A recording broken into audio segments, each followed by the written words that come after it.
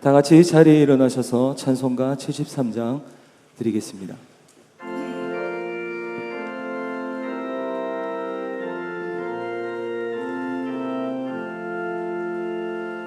내 눈을 들어 두루 살피니 산악이라.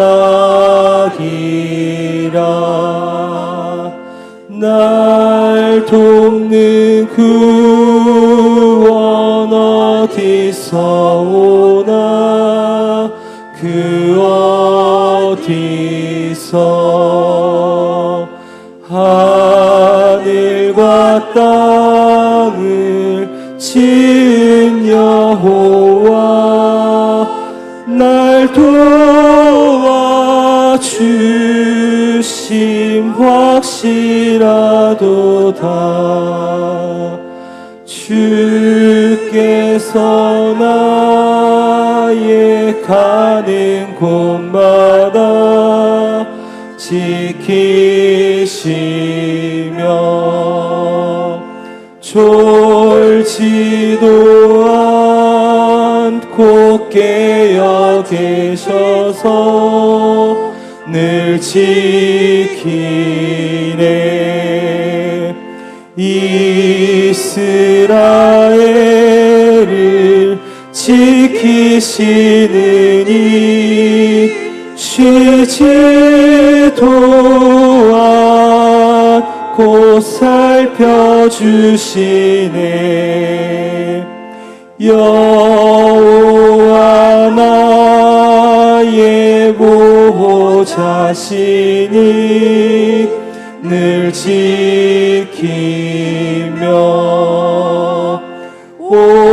오른팔 들어 보호하시고 은을 되네.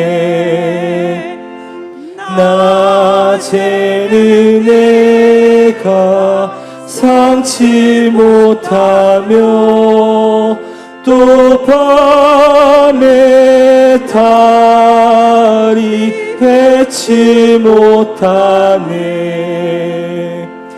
여호와 나의 영혼 지키사 돌보시며 내 모든 죄를 사해 주시고 늘 지키네.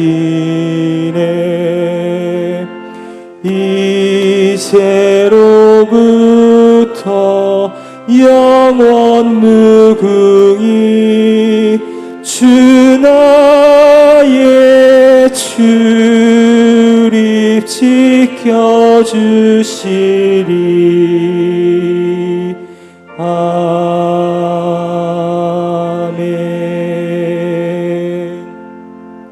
다 같이 자리에 앉으시겠습니다. 김순배 안수 집사님 기도하시겠습니다.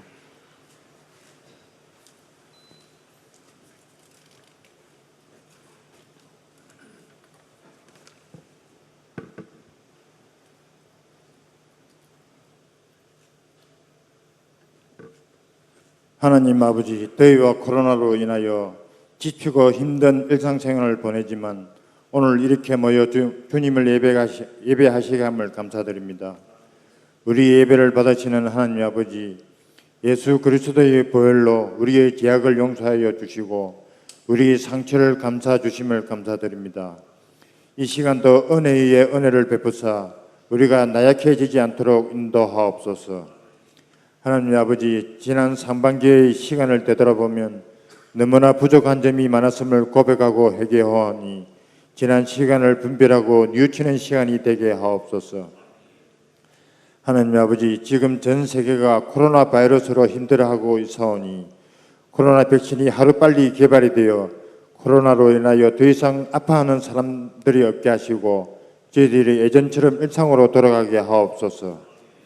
하나님 아버지, 새롭게 시작한 21대 국회를 기억하시어 진보와 보수로 다투는 가운데 있는 이 나라의 위정자들을 깨워주시어 자신의 이익이 아닌 오직 나라와 국민의 이익만을 위하여 헌신하는 위정자들이 되게 하옵소서. 하나님 아버지, 오늘도 강단에 세우신 담임 목사님을 기억하시어 영육간에 강건하게 하시고 권능과 권세의 입술로 생명의 말씀을 선포하시게 하여 주옵시고 선포되는 말씀마다 아멘으로 하답하게 하옵소서. 사랑의 주님, 오늘도 예배를 위해 묵묵히 헌신하는 손길들 위해 주님께서 함께 하시어 주님의 사랑과 은혜를 갑절로 더하여 주시옵소서. 빌린 팔 남성교회 회원들의 찬양이 울려 퍼질 때 주님 홀로 영광 받으시옵소서. 사랑이 많으신 예수님 이름으로 기도드립니다. 아멘.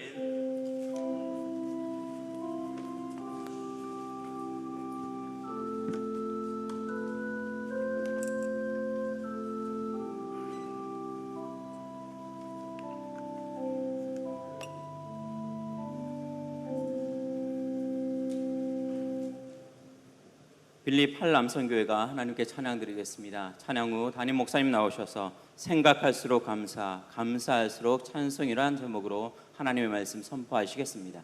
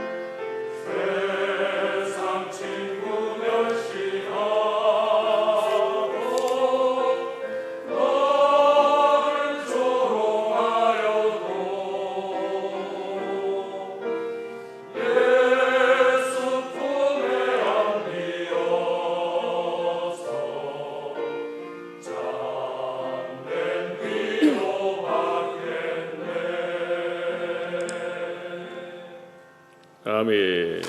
감사합니다.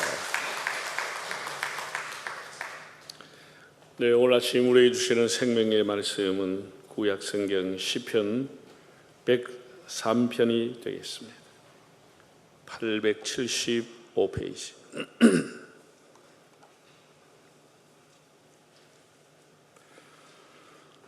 (103편) 1절에서 5절까지 말씀을 함께 읽겠습니다. 이는 하나님의 말씀입니다. 내 영혼아 여호와를 송축하라.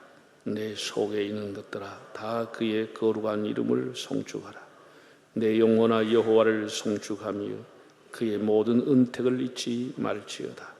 그가 네 모든 죄악을 사하시며 네 모든 병을 고치시며 네 생명을 파멸에서 속량하시고 인자와 긍휼로 간을 씌우시며 좋은 것으로 네 소원을 만족하게 하사 네 청춘을 독수리같이 새롭게 하시는 도다. 아멘. 할렐루야. 한 주간 평안했습니까? 오늘은 이제 금년의 후반기를 시작하면서 맥주 감사절로 지키게 됐습니다. 참 어려운 시대에 우리를 지켜주신 에베레스를 하나님께 감사드립니다. 제가 주보 광고도 했지만 코로나 시대에 이웃 사랑은 마스크를 써주는 겁니다. 코로나 시대의 이웃 사랑은 개인 소독이나 장소를 소독하고 계획된 행사를 축소하거나 취소하는 것이 이웃 사랑입니다. 계획했으니까 무조건 하는 게 아니고 이게 다른 사람에게 피해가 줄 수 있기 때문에 코로나 시대의 이웃 사랑은 거리를 띄워 앉는 겁니다. 그래서 우리 교회도 지금 여러분 앉아 있지만은 지난주에 한 500석 정도가 돼 있었어요. 다시 재조정해서 300석으로 싹 바꿨습니다. 여기 1100명이 앉는 데를 지금 300명 앉는 걸로 다시 스티커를 새로 붙였습니다. 어쨌든 우리가 좀 조심하고 해서 빨리 이게 종식돼야 일상으로 돌아갈 수 있으니까 어쩔 수가 없습니다. 현대인들에게 뭐 이런저런 이유로 맥주절의 의미가 퇴색이 되고 있습니다. 지금은 농경사회가 아니고 도시화된 사회고 무슨 보리농사 짓지도 않는데 무슨 보리를 거두는 맥주절을 지키냐, 구약시대의 절기를 지금 또 지켜야 되느냐 등등의 생각으로 별 의미 없이 보내는 사람들이 꽤나 있다고 봅니다. 레위기 23장에 하나님이 지키라고 하신 7대 절기가 나오는데 그 절기는 성경의 주인이신 예수님으로 바꾸면 아주 의미가 있는 절기가 됩니다. 6월절이라고 하는 것은 예수님으로 생각하면 6월절의 어린 양이 되신 예수님의 죽음을 상징하는 절기입니다. 초실절이라고 하는 것은 첫 열매를 하나님 앞에 드리는 절기인데 예수님이 부활의 첫 열매가 되셨음을 상징하는 겁니다.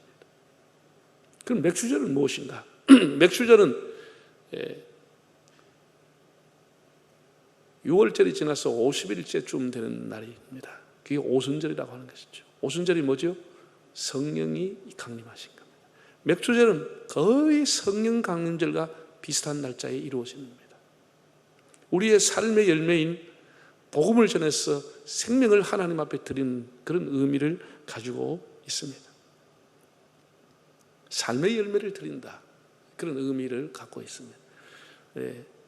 어떤 택시 기사분은 그날 첫 손님이 내는 택시비를 잘 구별했다가 한 주간 동안 모았다가 헌금을 한다고 합니다. 이발사 하는 분은 문을 열고 처음으로 머리 깎은 분이 낸 이발료를 드린다고 합니다. 목욕탕 하는 사람도 첫 손님이 개시할 때 목욕비 낸 것, 그걸 한 주간 동안 모았다가 감사 헌금을 드린다고 합니다. 성경에 처음 익은 소산으로 여호와를 공경하면 너희 창고가 가득히 차고 넘치리라고 잠언 3장에서 말씀했습니다. 우리 삶의 첫 열매, 복음 전파의 열매를 하나님 앞에 성령을 받고 드린다, 그런 의미를 갖고 있습니다.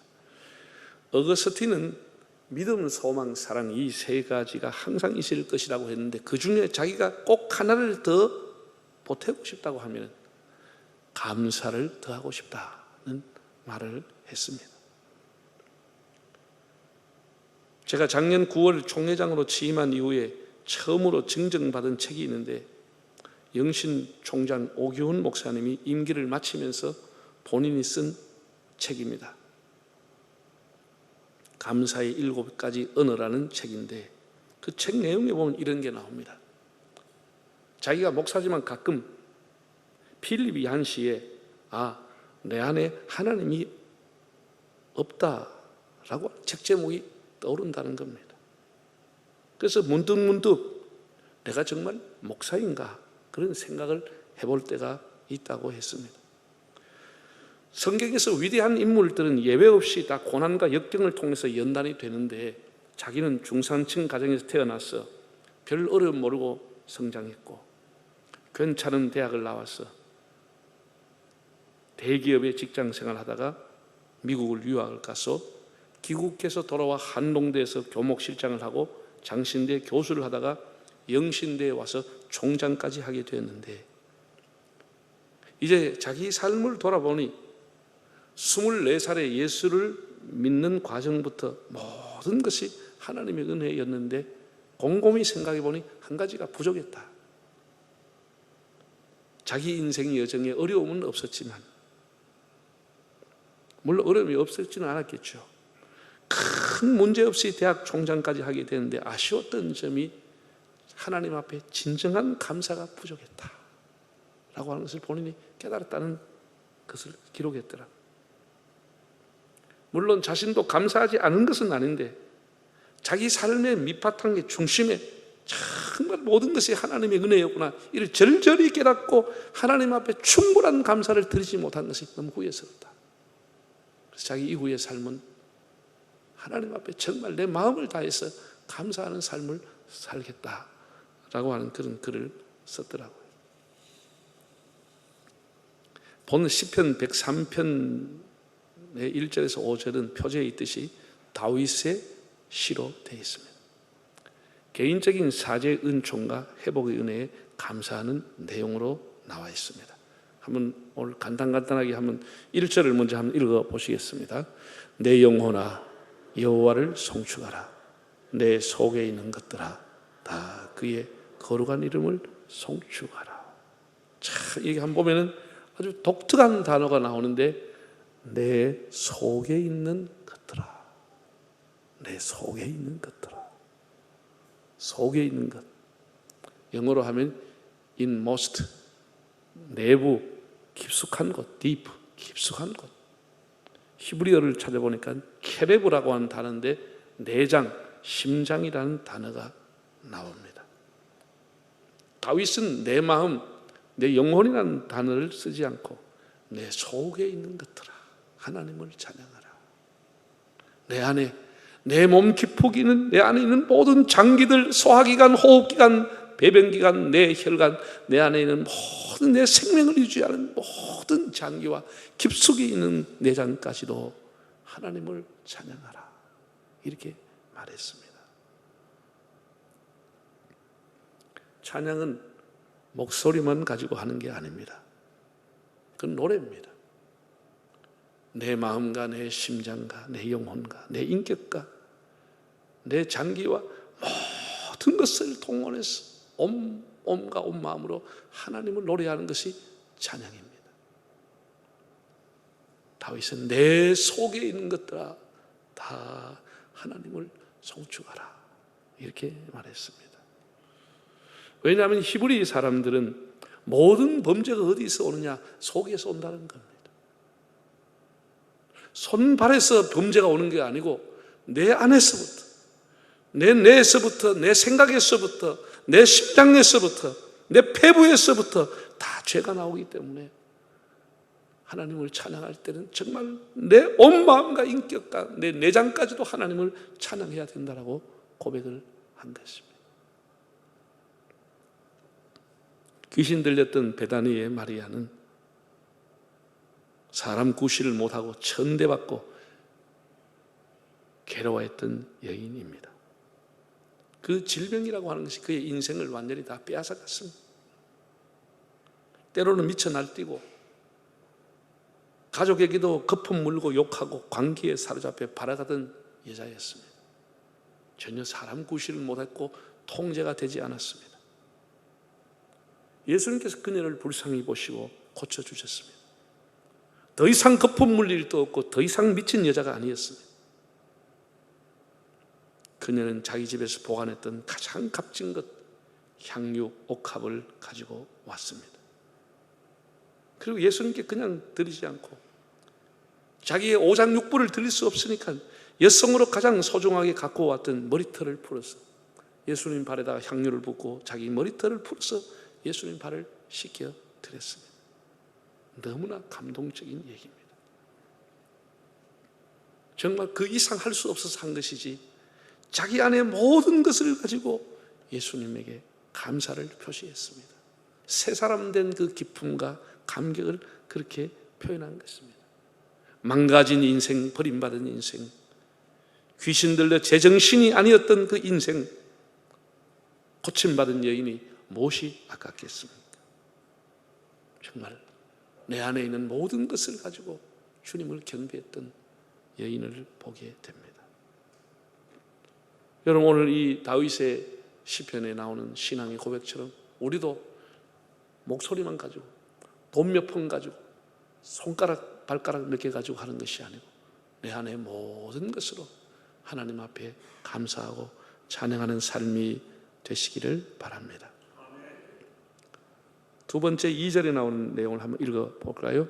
2절, 내 영혼아 여호와를 송축하며 그 모든 은택을 잊지 말지어다. 은택을 잊지 말아라. 사람이 뭘 자꾸 잊어버리는 걸 가지고 뭐라 그러죠? 건망치라 그러죠. 약속한 시간이라든지 뭐 사람 이름이라든지 물건 자꾸 잃어버리는 걸 건망치라 합니다. 은혜를 잊거나 배신을 하면은 그건 건망증이 아니고 뭐라 그러죠? 배은망덕이라고 하는 겁니다. 그건 건망증이 아닙니다. 우리가 건망증이 오더라도 배은망덕을 하면 안 되죠. 일본 나고야항에서 하역 작업을 마치는 독일 선박 하주가 자기가 데리고 탔던 개가 육지에 나가 있는지 모르고 출항을 해버렸습니다. 이 개가 돌아보니까 자기 주인이 배 타고 가버린 거예요. 그래서 거의 날마다 바다에만 나와서 고기를 쭉 내밀고 있는데 인부들이 던져주는 음식을 먹고 종일 바다만 바라보는 거예요. 그리고 1개월 후에 그 배가 다시 입항하게 되자 꼬리를 치고 원망하면서 그 배가 도착하기 전에 날아가지고 뛰어 들어가더라.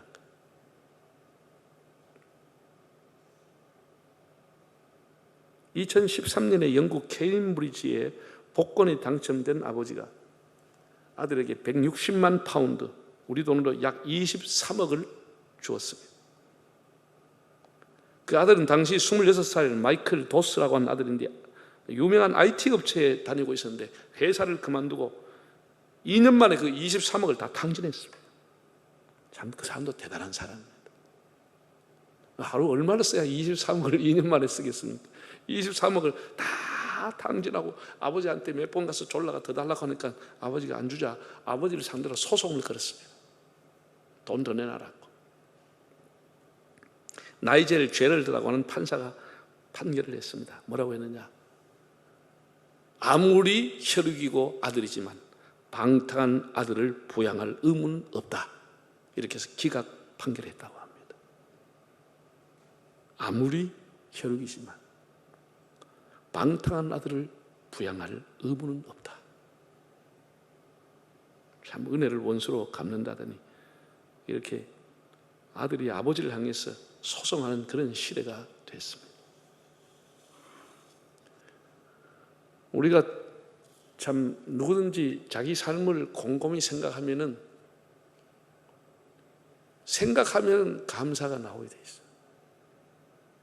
그 감사를 또 생각하면 찬송이 나오게 돼 있습니다. 예수 믿는 사람이라면 영어의 생각이라고 하는 think라고 하는 단어와 감사라는 thank유라는 단어가 다 한 어근이라고 하지 않습니까? 하나님 주신 은택을 잊지 말아라. 있다고 하는 말을 샤카흐라는 단어로 되어 있는데 기억에서 빠져나간다는 거예요. 하나님이 너의 기억에서 빠져나가지 않도록 풍선에서 바람이 빠지듯이 하나님이 주신 은혜가 내 기억에서 내 감사의 목록에서 빠져나가지 않도록 하라는 거예요. 바람 빠지듯이 빠져나간다는 거예요. 다 빠져버리고 메말라가지고 오히려 원망과 불평을 하고. 이스라엘이 패망한 원인이 뭐냐? 하나님의 은혜가 빠져나갔다는 거예요. 원망과 불평이 결국은 이스라엘이 패망하게 된 원인입니다. 오히려 말라기서를 보면 하나님이 우리한테 해준 게 뭐가 있습니까? 이렇게 도발적인 얘기를 하는 것을 어이없이 말라기 기자를 통해서 보게 됩니다. 우리나라가 한강의 기적을 이루었다고 얘기합니다만은 이게 기적입니까? 요즘 홍콩의 뉴스가 핫 이슈가 되고 있습니다. 홍콩이 아시아에서 엄청나게 번영을 이루었습니다. 또 홍콩이 기적입니까? 그렇지 않죠. 미국이 홍콩이라고 하는 도시를 아시아의 금융 허브로 만들려고 특별 지역으로 선정해서 온갖 혜택을 홍콩에 주었습니다. 아시아에는 거의 미국이 큰 회사가 세운 회사의 거의 본부가 어디에 있느냐? 홍콩에 있습니다. 그래서 관세를 면제하고 미국이 계속 홍콩에다 사람을 투자하고 물질을 투자해서 홍콩을 이렇게 세계적인 도시로 만들어줬습니다. 지금 중국 본토에서 보안법을 가지고 하니까 미국이 화가 나가지고 모든 것을 이제 철폐하겠다. 홍콩의 미래가 어떻게 될지 아무도 모릅니다. 주어졌던 특혜가 철회되고 아시아에 있었던 본부가 빠져나갔을 때 과연 홍콩이 아시아의 금융 허브로 남겠느냐? 대부분의 이것을 보는 사람들은, 경제학자들은 홍콩의 경제는 급속히 무너질 것이다, 그렇게 보고 있습니다. 홍콩의 경제는 기적이 아니고 특혜라고 하는 것이었습니다. 우리나라도 저는 기적이라고 보지는 않습니다. 오랫동안 수백 년 이상 우리는 봉건 왕제를 이어왔습니다. 절대 왕조 시대, 왕이 주인인 나라였습니다. 왕이 주인이었습니다. 법도 없었습니다. 왕의 말이 법이었어요. 그런 시대를 우리가 수백 년 아니고 천년 이상을 살아왔습니다.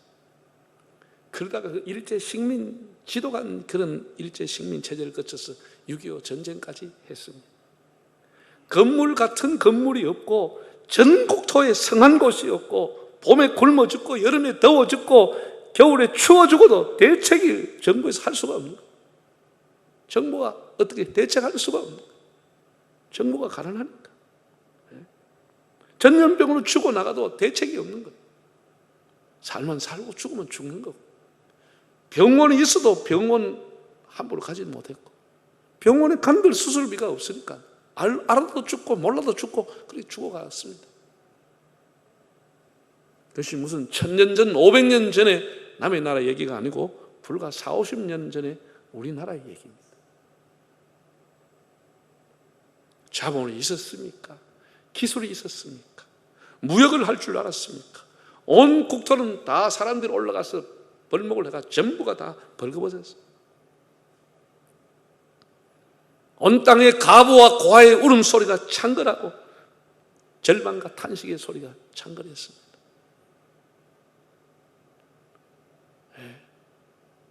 학교에 가서 공부하는 아이들 밥 대신에 점심시간 되면 수도가에 가서 물로표를 채운 애들도 있었어요. 그게 무슨 몇백 년 전 얘기가 아닙니다. 그러나 많은 성도들이 자식을 등에 업고 새벽에 교회 마룻방에 와서 그 마룻장에 물물 뚝뚝 흘러가며 기도하고, 그렇게 농촌에서 어촌에서 도시에서 가리지 않고 그렇게 지치게 일했던 사람들이 새벽에 나와 기도하고 늦은 밤까지 부흥회하고 밤새워 기도하고 그러면서 하나님께서 우리에게 긍휼의 간을 씌워주신 것이에요. 이건 기적이 아니고 하나님의 은택이라고 합니다. 하나님이 우리 민족에게 긍휼의 간을 씌워주었습니다. 선교사들이 주던 밀가루를 가지고 배를 채우던 우리 민족이 이제는 온 세계 선교를 하는 선교의 대국이 됐다고 하는 것이, 이게 기적이라고 말할 수 없고 하나님의 은택이라고 하는 것입니다.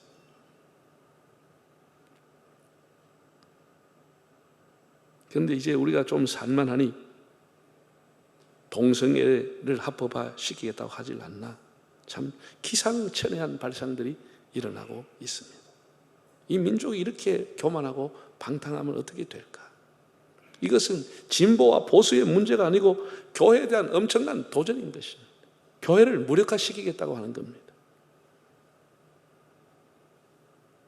제가 정말 목회를 하면서 동성애를 반대하는 설교를 할 줄 몰랐습니다. 아예 말이 안 되니까 그런 걸 교회에서 설교에 다루질 않았습니다. 교인들이 가르칠 필요가 없었습니다. 너무 상식적인 일이니까.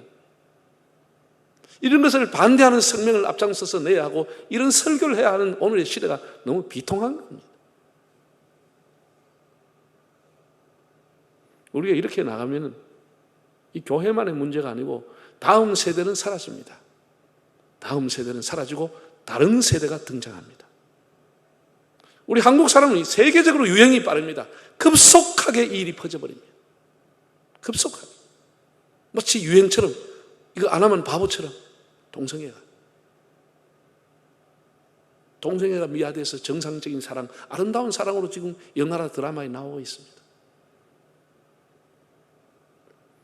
통제 불가능한 세대가 올 뿐이지 다음 세대는 오지 않습니다. 엉뚱한 세대, 상상하지 못한 다른 세대가 등장하게 될 것입니다. 여러분, 여름에 우리가 음식, 김밥이라든지 이런 거 제일 두려워하는 이유가 뭐예요? 날씨가 더우니까 한순간에 부패해버리는 거죠. 겨울에는 한나절 지나도 괜찮은데 여름에 만약에 뜨거운 차에다가 김밥을 한나절 놔뒀다, 그럼 완전히 부패해버리는 거죠. 냉장고 문이 더운 여름에 1cm만 열려 있으면 서서히 그 안에 음식은 다 부패하는 것입니다. 우리가 조금만 문을 열면 속히 부패해버리는 것입니다. 우리 신앙생활 똑같습니다. 우리가 하나님 앞에 믿음으로 참 결심하고 바로 살지 않고 요거 하나 정도, 요거 정도 이렇게 문을 열기 시작하면 한순간 양심이 부패하고 믿음이 변질되기 시작하는 겁니다. 우리 스스로가 깜짝 놀랄 정도로 내가 이렇게 됐나 할 정도로 한순간에 사람들의 신앙이 부패하고 변질이 되는 겁니다. 우리가 나라가 괜찮겠지, 인권이니까 평등히 살아야 되니까 차별을 없애야 되니까 당연한 얘기죠. 당연한 얘기죠. 이것만 가지고 설문조사하니까 약 90%가 차별하면 안 된다고 답이 나오는 겁니다. 그 안에 동성애를 합법화하고 동성애를 지지하고 동성애를 허용하는 것이 들어있는 것을 가지고 질문하니까 55%가 반대했습니다. 20% 정도만 찬성했습니다. 설문조사를 교묘하게 하는 거예요. 교묘하게 하는 것이죠. 성결교에서 이거 교단 차원에서 이걸 리얼미터에 의뢰해서 조사를 했습니다. 교인들을 대상으로 했겠죠. 한 2,000명이 했다는데 제가 조사를 보니까 91%인가 92%가 반대했습니다. 그건 안 된다. 교회가 막아야 된다. 그렇게 했다라. 그러니까 무엇을 가지고 어떻게 조사하느냐, 누구를 대상으로 하느냐에 따라서 이렇게 달라지는 겁니다. 정말 두려운 일입니다. 두려운 일입니다.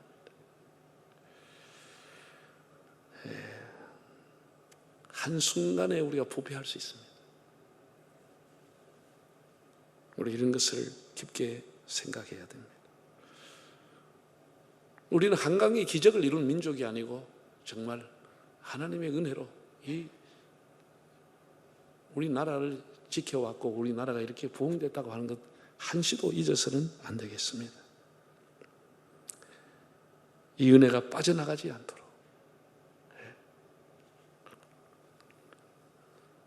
그 다윗이 무슨 은택을 잊지 말라고 찬양했는지 3절에 보면 이렇게 나와 있습니다. 3절을 한번 읽어볼까요?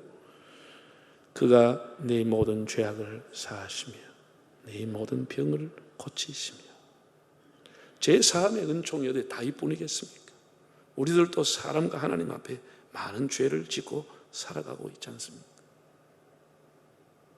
온갖 죄와 허물과 험담과 근거도 불확실한 것으로 사람을 공격하고 비난하고 우리 몸과 마음으로 또 하나님 앞에 불순종에 온갖 허물과 죄를 짓고 살아가는데 우리 가장 큰 기쁨의 소식은 하나님 앞에 회개할 때마다 용서하신다는 사실입니다. 이게 절대적인 감사의 조건, 사유의 은총인 것입니다. 내 모든 죄악을 사하시며 모든 죄악을 사한다는 것.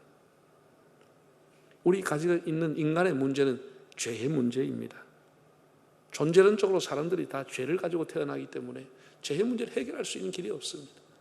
그래서 예수 그리스도의 십자가의 은총이 그렇게 놀랍고 놀라운 것입니다.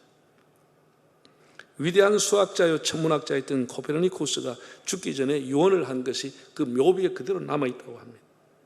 그 묘비는 이렇게 쓰여 있다고 합니다. 나는 바울이 가진 특권을 구하지 않는다. 나는 베드로에게 주신 능력을 구하지 않는다. 다만 나는 십자가에서 강도에게 베푸신 용서를 구하겠다. 라는 글입니다. 사유의 은총이라고 하는 것보다 더 큰 은혜는 없습니다. 그리고 네 모든 병을 고치시며, 물론 모든 병이 죄 때문에 생기는 것은 아닙니다. 요즘처럼 그냥 순수하게 감염으로 생길 수도 있습니다. 지금 교회가 가장 두려워하는 것은 무증상자입니다. 증상이 있으면 그분이 당연히 교회나 회사에 나오지 않겠죠. 다른 곳에 외출하면 안 되죠. 무증상이라고 하는 것은 본인이 감염된 줄 모르는 거예요. 그러면서 여전히 사회활동을 하는 겁니다. 나중에 이제 몸이 아파서 검사해 보니까 확진이 나왔다. 그럼 관계기관에서 당신 그동안 한 주 동안 어딜 다녔습니까? 어디도 가고 슈퍼도 가고 카페도 가고 교회도 가고 어디도 가고 어디도 가고, 이거 다 터져버리는 거죠. 이게 무증상이라 이렇게 무서운 것이에요. 그럼 교인이 뭐 교회만 옵니까? 집에 있다가 온 세상 다 돌아다니죠. 사회생활 해야 되니까.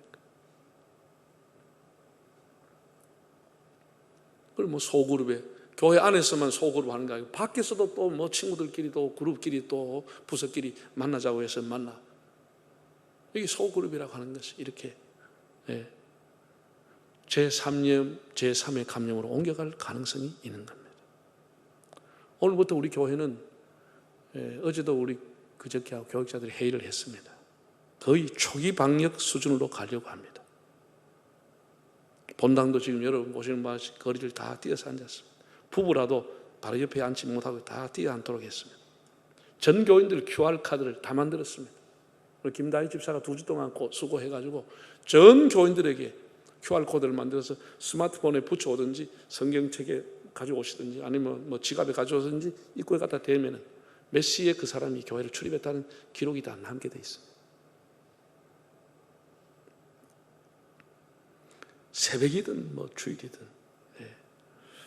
모든 여름 행사 수련회 최대한 축소하고 온라인을 병행하고 자주 환기를 하고 마스크를 쓰고 그 장소에 머무는 시간이 짧도록 해야 될 겁니다. 숙박 그리고 식사 일체 제공하는 일을 해서는 안 되겠습니다. 교회 안만 아니고 교회 밖에서 무슨 기관과 부서가 모여서 차를 타고 어디 이동하여 간다든지 부서가 모이는 것 일체 금해 주시기를 바랍니다. 제가 다시 말씀드리지만 코로나 시대 이후 사랑은 마스크를 착용하고 거리를 띄우고 철저한 방역을 하고 행사들을 축소하고 취소하고 가급적 많은 사람을 안 만나는 겁니다.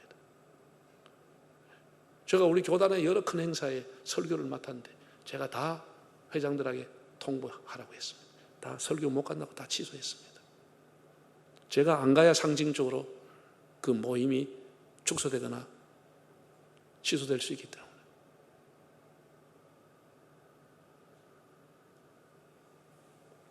몇 주간 우리 찬양대도 특성으로 지금 대체하려고 합니다. 어쩔 수가 없습니다. 여러분 만약에 교회가 계속 해가지고 이렇게 소그룹이라는 교회 안에서 확진자가 계속 나오게 되면 결국은 총리가 발표하게 되어 있습니다. 지금 서랍 안에 들어가 있습니다. 발표를 중단시켜 놓고 있습니다. 그 내용이 뭐냐? 교회를 고위험 시설로 분류한다고 발표하면 교회는 50명 이상 모일 수 없습니다. 전국 교회가 50명 이상 못 모입니다. 그래서 제가 온몸으로 일단 보리를 시켜놓고 막아놓은 겁니다. 교회가 얼마나 방역을 철저하게 해왔는데 이게 좀 몇 개 터졌다고 해서 이렇게 할 수 있느냐? 아니다. 최선을 다하겠다. 여러분 수련회 자제하겠다. 이렇게 지금 보류가 된 상태에 있습니다. 총리가 며칠 전에도 발표한 거 여러분 듣지 않았습니까? 교회가 계속해서 이렇게 감염이 나오면 고위험군으로 지정하겠다고 얘기까지 하면 경고했습니다. 교회가 조심해야죠. 조심해야 되죠. 우리 교회만 잘한다고 되는 거 아닙니다. 저는 정말로 걱정스럽습니다. 자고 일어나면 제일 먼저 뉴스를 검색해 보는데 여름에 막 산기도 간다고 해서 막 산상기도원 이건 교파도 없네. 이건 통제할 수가 없네. 문 다 열어놓고 막 강사생 막 홍보하고 사람들이 그 기도원에 가서 그 마스크 끼고 예배 드리겠습니까? 우리가 생각해 볼 때.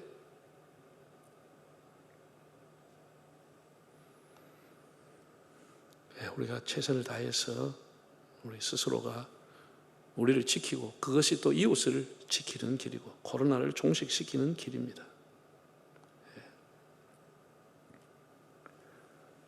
여러분 인생에 어려움이 오면은 모든 게 쉽게 끝나지 않습니다.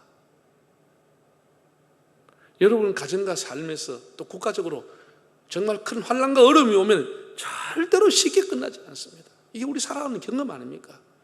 이스라엘이 패망을 하고 바벨론으로 포로로 가서 금방 올 줄 알았지만 70년이라는 세월이 걸렸습니다. 70년 두 세대가 지나갔습니다. 금방 끝나지 않습니다. 우리나라 일제시대 환란이 오니까 35년, 36년 한 세대가 고통당하고 잃어버린 세월이 됐습니다. 우리 개인의 어떤 질병이 온다든지 사업장에 타격을 받는다든지 국가적인 재난이 온다든지 실지가 난다든지 쉽게 끝나지 않습니다. 쉽게 끝나지 않습니다. 우리가 마을 모아서 하나님 앞에 기도하고 하나님의 긍휼을 구하고 겸손하게 될 때 그 하나님의 시간이라고 하는 것이 지나가야 되는 겁니다. 그냥 되지 않습니다. 좀 우리가 손해가 나는 것 같고 어려운 것 같아도 좀 참고 이런 시간들을 지나가야 오히려 더 속히 새로운 일상으로 돌아가게 된다고 생각합니다.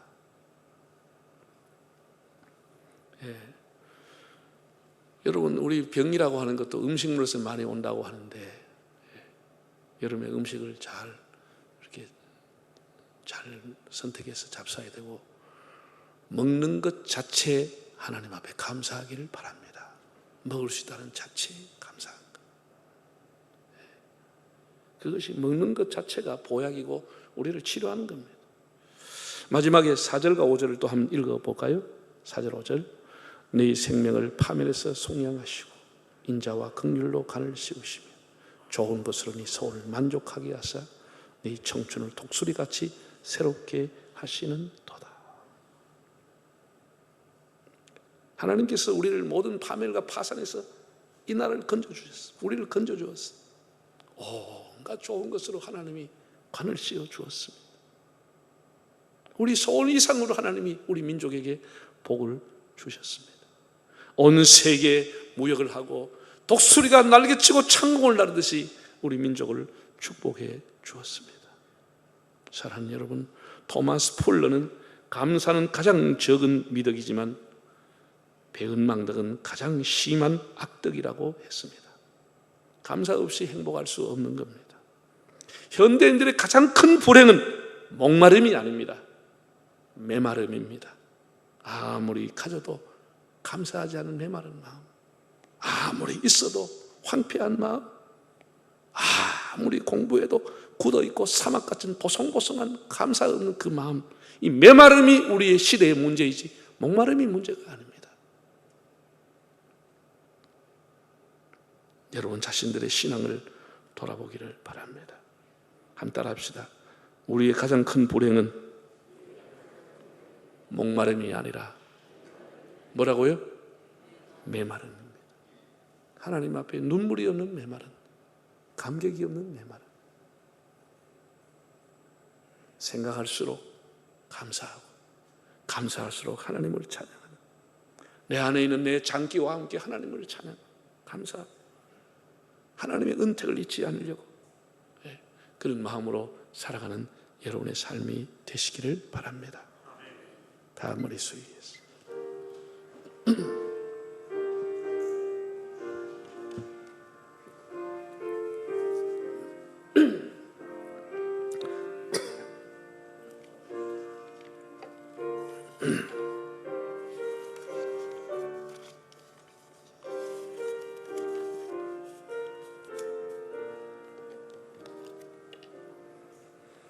네, 우리 다 일어나서 찬송가 450 성경을 먼저 읽겠습니다. 여호와께서 너를 지켜 모든 환난을 멸하게 하시며 또 네 영혼을 지키시리로다. 여호와께서 너의 출입을 지금부터 영원까지 지키시리로다. 아멘. 다 일어나서 찬송가 458장을 드리겠습니다.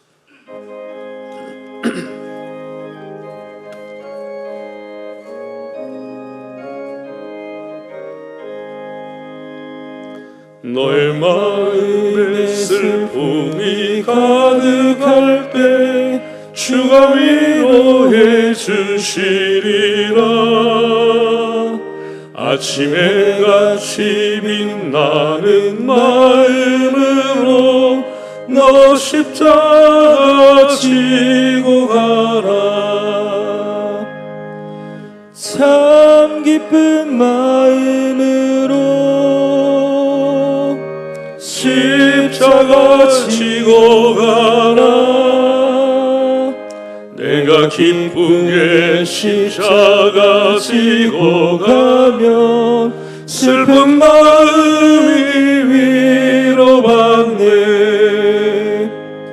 때를 따라서 주시는 은혜로서 가난 심령의 힘을 얻고 주가 언약한 말씀을 기억하고 너 십자가 지고 가라. 참 기쁜 마음으로 십자가 지고 가라.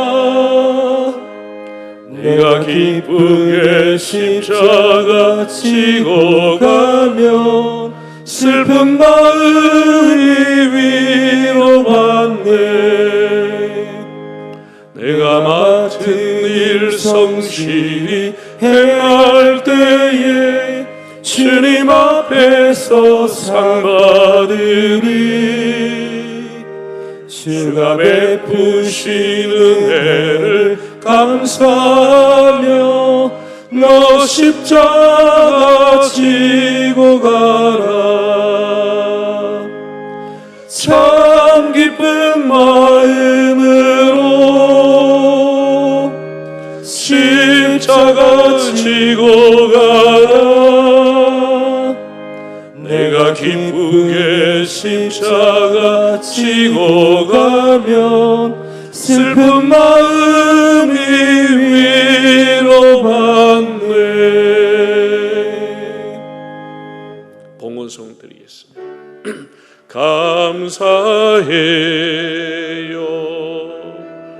주님의 사랑, 감사해요 주님의 은혜.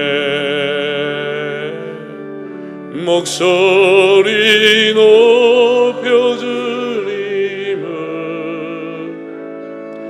영원히 찬양해요. 나의 전부이신 나의 주님.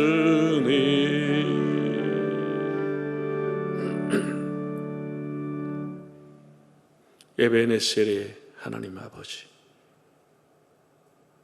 벌써 후반기를 시작하면서 오늘 맥주절로 지키게 하심을 감사드립니다. 지난 6개월은 코로나 팬데믹 현상으로 온 세계가 정신을 차릴 수 없을 정도로 1,000만 명 이상이 감염이 되고 50만 명 이상이 사망하는 엄청난 일들이 일어났습니다. 교회도 예배도 우리의 일상도 다 깨어지고 여전히 불안 속에 살아가고 있습니다.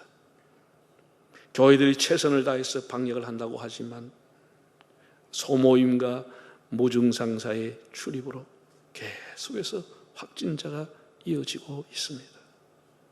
아버지 하나님, 이제 교회들의 가장 큰 행사인 여름 행사, 여름 성경학교, 여름 수련회 등등 행사가 시작이 되는데 우리가 준비하는 단계부터 지혜롭게 잘 준비하고 축소하며 온라인을 병행하며 사회의 비난거리를 제공하지 아니하도록 주님 교회 지도자들에게 은혜를 주시기를 바랍니다.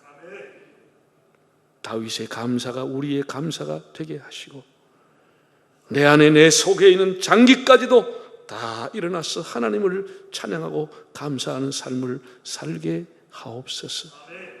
많은 것을 받았지만 메마른 속에서 여전히 세상에 대한 갈증을 목마른 속에 살아가는 저희들을 불쌍히 보시고 우리를 오늘에 이르기까지 부유하게 하신 우리의 온갖 죄를 사유해 주신 하나님 앞에 감사하며 찬양하며 살아가는 저희들 되게 해 주옵소서.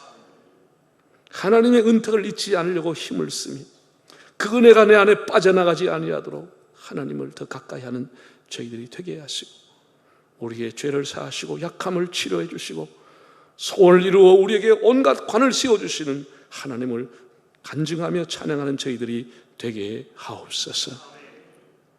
주님, 70년 전 전쟁으로 이 땅은 가부와 고아의 울음소리와 절망과 탄식의 땅이었고 다 헐벗은 땅이었습니다. 모든 것을 전쟁으로 다 잃어버렸습니다. 그러나 지금 상상도 할 수 없는 부유함을 누리고 있습니다.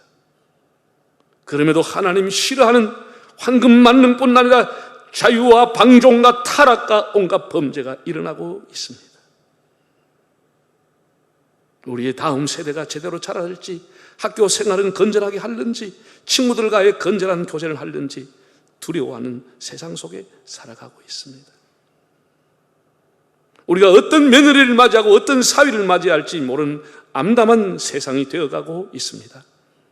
인권과 평등과 차별 금지라는 이름으로 동성애를 옹호한 법안이 발의가 되어 있습니다. 하나님의 창조 질서를 거스르는 이 악법이 철회되도록 우리 온 교회가 기도하고 지속적인 관심을 가지고 이것을 지킬 수 있도록 주님 저희들을 도와주시옵소서. 우리는 힘이 없습니다. 악한 사람을 이길 수 있는 것은 기도밖에 없고 우리를 악에서 구하소서 하나님 앞에 구할 수밖에 없사오. 힘도 능력도 권력도 없는 교회들을 불쌍히 보시고 온 성도들의 기도에 주님이 응답하여 주시옵소서. 주님이 코로나 시대에 우리 한국교회와 성도들 대한민국을 지켜주시고 속히 종식되게 하셔서 온 성도들이 즐거운 일상으로 돌아갈 수 있도록 지켜주시기를 바라오며 예수님의 이름으로 기도하옵나이다. 아멘.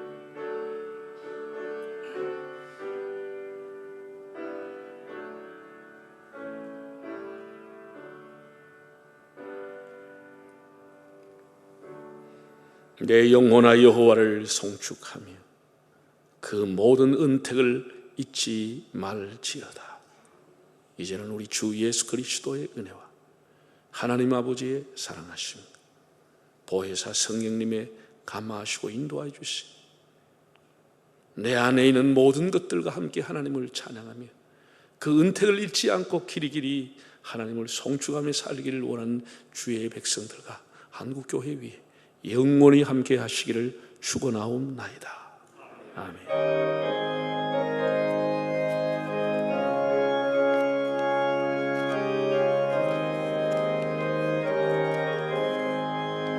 할렐루야 찬양하세. 내 모든 죄 사함받고 주 예수와 동행